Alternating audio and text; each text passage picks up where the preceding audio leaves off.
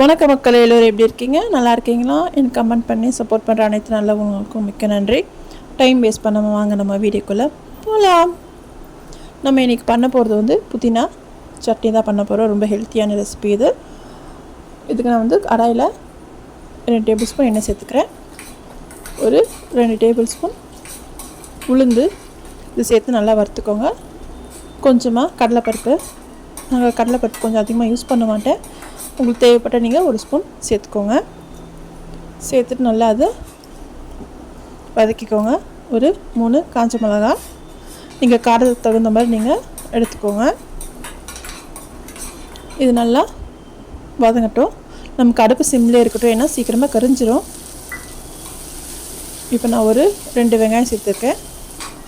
இது ஒரு 3 பேர் சாப்பிட்ற மாதிரி நான் செய்கிறேன். நீல வாக்கில் கட் பண்ணியிருக்கேன். நம்ம நான் அரைக்க தான் போகிறோம். பொதுவாக நம்ம புதினா சட்னி வந்து தேங்காய் வச்சு செய்வாங்க. இன்றைக்கி நான் வந்து வெங்காயம் தக்காளி போட்டு செய்கிறேன். நீங்களும் உங்கள் வீட்டில் ட்ரை பண்ணுங்கள். இது மாதிரி வீடியோஸ் உங்களுக்கு வேணும்னா என் சேனலை சப்ஸ்கிரைப் பண்ணிக்கோங்க. நான் ஒரு 4-5 பூண்டு பற்களை சேர்க்குறேன். சேர்த்துட்டு நல்லா அதை வதக்கிக்கோங்க. இந்த புதினா பார்த்திங்கன்னா ரொம்ப நல்லது உடம்புக்கு. இது செரிமானத்துக்கும் ரொம்ப நல்லது. இதில் வந்து நம்ம பசியின்மை இருந்துச்சுன்னா புதினா வந்து நம்ம சட்னியாவோ இல்லை வந்து சூப்பாவோ நம்ம செஞ்சு சாப்பிட்லாம். ரொம்ப நல்லது. நான் ஒரு 2 தக்காளி சேர்த்துருக்கேன். அதையும் சேர்த்துட்டு நல்லா வதக்கிக்கோங்க. புதினா பார்த்திங்கன்னா முகப்பொலிவுக்கும் நமக்கு ரொம்ப முக்கியத்துவம் கொடுக்குது.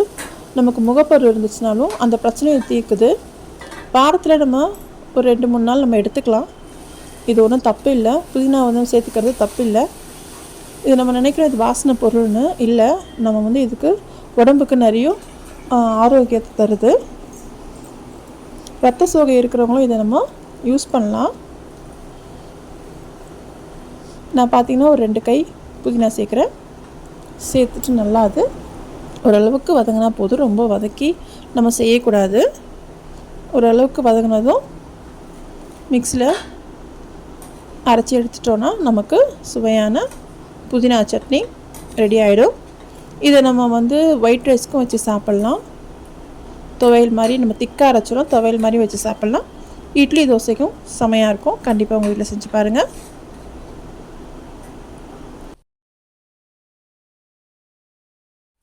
புதினாவோட கொத்தமல்லியும் சேர்த்திங்கன்னா இன்னும் ஹெல்த் பெனிஃபிட் அதிகம்.